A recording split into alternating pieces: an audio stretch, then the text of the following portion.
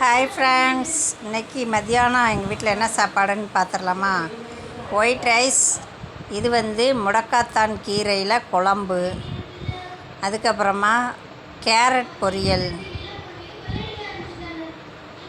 Okay friends, இப்போ முடக்காத்தான் கீரை extra நம்ம என்ன சேர்க்குறோம் அப்படின்னா மிளகும் சுக்கும் சேர்த்துருக்கேன் ஃப்ரெண்ட்ஸ். இது லேகியம் மாதிரி நல்லா கெட்டியாக வைக்கணும், வச்சாதான் நல்லாயிருக்கும், உடம்புக்கு சாப்பிட்டா நல்லாயிருக்கும். அதுக்கப்புறமா இது ஒரு 3-4 நாளைக்குனாலும் அப்படியே வச்சு சாப்பிடலாம். இது ரொம்ப நல்லது. கை கால் வலி, மூட்டு வலி எல்லாத்துக்குமே இது மருத்துவ குணம் அதிகமாக இருக்குது. இந்த முடக்காத்தான் கீரையில் இவ்வளோ நாள் பொரித்து சாப்பிட்ருக்கேன், இன்றைக்கி தான் நான் குழம்பு வச்சுருக்கேன்.